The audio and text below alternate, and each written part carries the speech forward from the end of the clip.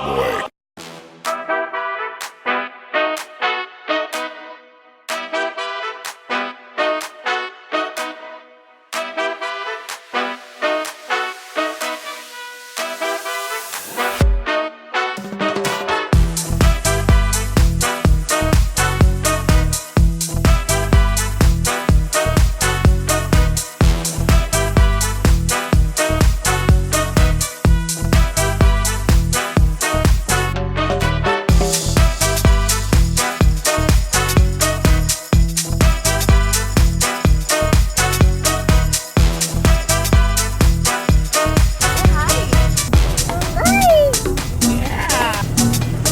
Chocolate mayo. She's so cute though. She's a professional baby wrestler. Yes, she is. Look at her meme up here. Look at it. Where are you telling me? This is true. Yeah. That's true. You fight the bubble. I don't know what the bubble. Daddy, please. Daddy, please.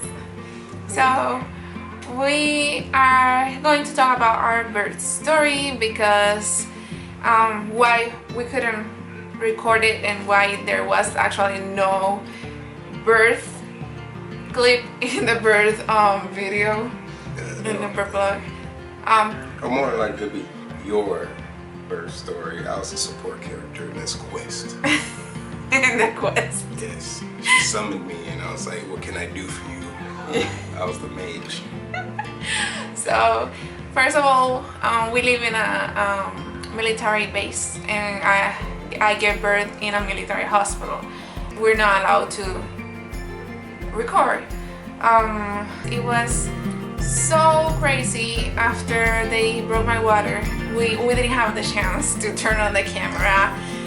It was super fast and it was crazy. We didn't have the chance at all. So it was like it was like in the action movies, you know, when like the villain, you know, it's like been asleep this whole time and then all the heroes do something and the villain opens his eyes. And that's how she, as soon as she felt that water break, she was laying in there. I've awoken. I woke. It's like, who dares summon me? So to give a quick run through the whole experience. So we were scheduled to be induced the 15th of January.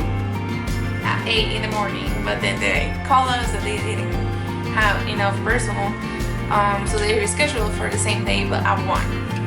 Apparently there's a lot of babies being born at that time. Yeah. Mad babies. Yeah. 15th January. So for those who don't know, we live overseas in Japan, so we have no family like related here. Because we don't have family here, it was a little bit hard for myself to leave Liam with a babysitter. So one of Walter's chief offered taking care of him while we gave birth. So we accept that offer. It was really generous from them. They're awesome. Chief Paul, by the way, OSC Paul, he's a great guy, great man. I'm really thankful for him and his family. So yeah, so after we got rescheduled around 1, we went and left Liam with Walter's shift. I cried a little bit because I was all hormonal and I don't like leaving my baby with another person. So we got to the hospital. They got me induced. They got me on Pitocin around 2. And what? Because she was crying. Like she did cry. He was all teared up and whatnot. And I was like, oh baby. I hugged her. I did everything. I made her feel comfortable.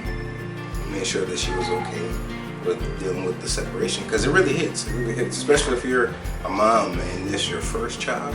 And now you know that you're in the hospital for your second one, but you want your children to be there. Yes. So letting him go was really, really tough. But when I took him over there, I was like, huh. I was like, huh. Hey man, you got me? He's like, yeah, I got you. I was like, it was more deeper than that, but that's like the generic man way of saying it. I was like, prized possession. Yeah. He was like, I accept. I was like, take care? He was like, I'll take care. And I was like, alright, cool. The thing is that it was overwhelming because knowing that we were leaving him there, and we were going to see him again as a family of 4 now with a new baby. It was kind of overwhelming, like a good overwhelming, you know. It's difficult to explain how I feel. Let me tell you that I felt that I was rocking it. I felt like a champion. Because the contractions that I was feeling when they put me on Pitocin, they were like hard. They were hitting hard. You got over 300 damage on Super Smash Brothers, and they playing with Little Mac. It was every time I look at her, she was. I was waiting to say game. She was getting hit. I was like, ooh. And you know, as a man, you can't do anything about that. Like, there's nothing that you can say, there's nothing that you can do to make her feel better. But you try, though. You try, guys. Just as long as you keep trying, that's what matters. But I'm just looking at her, and it's just like watching someone fall on hard ice. The only thing you could do is, ooh. And then you go see if she's okay. No, but I'll tell you, before they broke my water, though. That's what, before they broke my water, I thought I was handling it like a champ. The contractions that I was having before they broke my water, they were painful. So I thought for myself, if this is this hard, I can do it like 1,000 times more. When they checked me, and like 3 hours after that, and I was at a 5 centimeters dilated. So my midwife asked me if I wanted them to broke my water. So I said, yeah, of course, let's get this over with. So once they broke my water, that's why I say where it gets real, because when they break my water, I asked for the epidural. Yeah. Right after the first contraction, I looked at her because she gave me like a consent thing. She was saying even if she asked for it, I have the last word. That was her choice to do that, because the last time we did it was crazy. But she was like, yep. She gave me that look.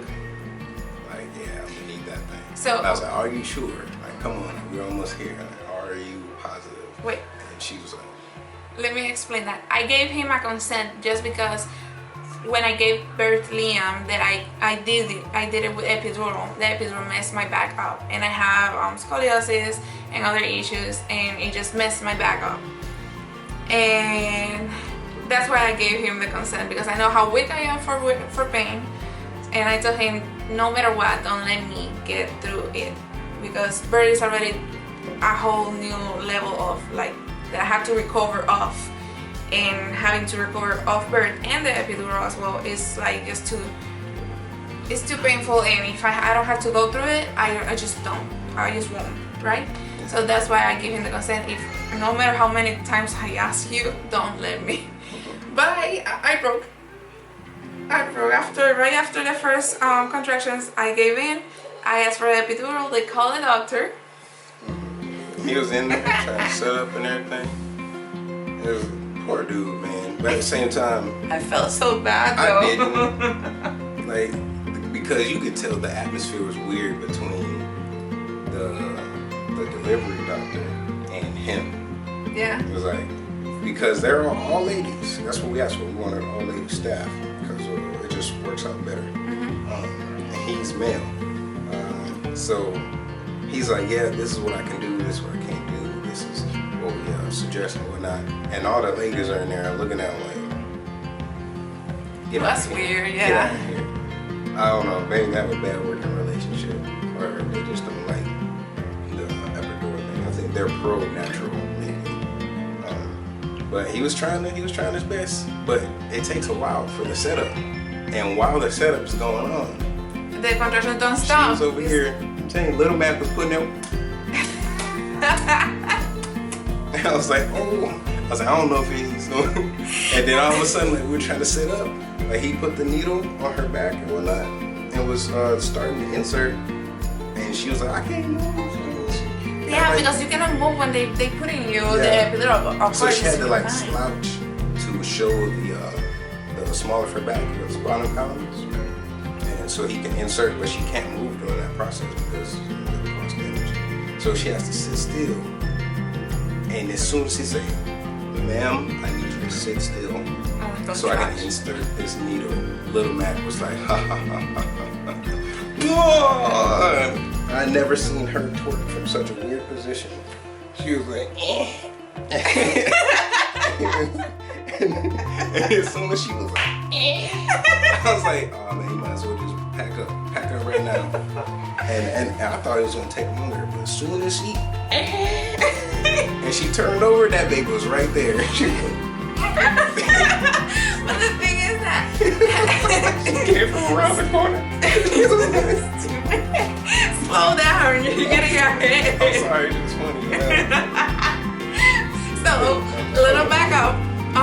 When the doctor put the needle on my back, I started having more contraction, and you have to stay still, and I couldn't for some reason stay still. I needed to move a little bit or wiggle my legs so I can go through the contractions because they were so intense. And just for your information, no, I did not do any research on how to control my pain by breathing or hypnobirth or everything else over there that you can use. No, I did not, because I'm dumb. And I just thought, I was like, hey, if these old ladies can do it, I can do it. But no, do your research, go to classes if you're gonna go all natural. And the first time that he tried to put the needle, he actually put it, he had to take it off because I needed to move. And then after the 2 contractions, he tried again, and I was telling them, I need to push. I'm not pushing. I was not pushing. My body was doing it for myself, for itself. And when they tell you that it feels that when the baby is coming, it's gonna feel like the biggest poop ever. TMI, but it does. It does feel like the biggest poop ever. It is such an odd feeling. I thought that with Liam, because the anesthesia didn't work all the way, I thought that I felt everything. I did not feel nothing compared to this time around. It does feel like she's coming out, and I was telling them, I think she's coming out. So the first time my midwife checked me, and I still at 5 centimeters, she was super high. She wasn't coming. The second time that I told them that she is coming, the anesthesiologist started to just taking everything out, because we knew that it wasn't going to take that long. When I turned around, because they had me sitting down on the border of the bed. When I turned around and I put one of the legs on the bed, and she turned around and it was John Cena. It's like, I'm not ready. Are you sure about that? She was coming out, and this is our second birth. I was there with her through our first one, but when I seen that head come up out of there, I was like, you said, that's it. And she was like, because her eyes was all crossed, and why she a brand new baby? I was like, oh. And she pulled her head out. I was like, oh man. But when she pulled the rest of the body and the placenta came out, and the umbilical cord, I saw how long it was. I was like, I was stuck for a second. I've seen this before. I was there, but I got stuck there. And then she looked right at me. Yes. When I was ready to get back onto the bed, that I put my leg on the bed, the only thing that I see is a bunch of nurses in front of me, and my husband in the back doing this. He was so surprised, walking backwards, whoa! It was so funny. Then it took 3 pushes to get her out, because she was already out by the time that I got to the bed. So I pushed twice after that, and she was out. Let me tell you, it was so painful. It was really painful, but the pain doesn't last that long. After her head comes out, the only thing that you feel is super sore, but that's it. Extremely tender sore, no pain, because that ring of fire that they talk about, it's real. Let me tell you, I did not expect it to be this painful. I thought it was the pain was going to be a little bit just harder than the pain that I was feeling before they broke my water, but nothing compared for what I felt, for real. But it was so funny because Walter's face was like and the thing is that in my mind I know that I'm like crunching my face and everything because I'm in pain, and I feel like if the devil was coming out or something like that, because I was screaming my lungs out of how painful it was. I was like, oh! I think they because labor and maternity is in the 3rd floor. I think they hear me in the 1st floor of the hospital. Yelled so loud. It was like the leader lady from the Hocus Pocus movie. She was, I was like, oh, that's notes I never heard before. Escalated quickly. I was like, man, I've heard her yell before, you know, of course. But not like that. It was crazy. I thought she was gonna transform. I was trying not to yell, but one, I had to yell because it was painful, and two, I think it helped me like just to like push through it. Just to, I don't know if it makes sense. It's like a warrior sense. Yeah, it's like expulsing, like getting everything out. Whatever it is that you're thinking about right now. Yeah. He got me. And the difference is that with the anesthesia, with Liam, everything is a blur. I can remember just a couple things from his birth. With her, I can remember everything. I can remember everything. But yeah, it was the most weird, the most painful experience I have ever had in my life. But it is worth it. It is worth it. It is worth it. And if I had to go through it again, I probably will ask for the anesthesia again. But I will also try to go natural as long as possible. Just because it's easier in my body to recover. After the anesthesia with Liam, I couldn't walk right away. They had me waiting, and they put me in a chair to take me to the room. But with her, I could walk right away. Of course, I was sore and everything, and I felt like all my body was going to crumble apart. But it is. I feel that it have been a really fast recovery though. She's gonna be 3 weeks tomorrow. Today's Monday. Yeah, tomorrow. Yeah, today's Monday. She's gonna be 3 weeks tomorrow, and I'm doing things that I couldn't do with when I gave birth to Liam. Right now, like I already started working out, of course, with the green light of my doctor. Very important. Yes. And even though I'm working out really light, I feel like I can do a lot of more things that I couldn't do before. So the first couple days postpartum here at home, it was interesting because when Walter went and brought Liam back to the hospital,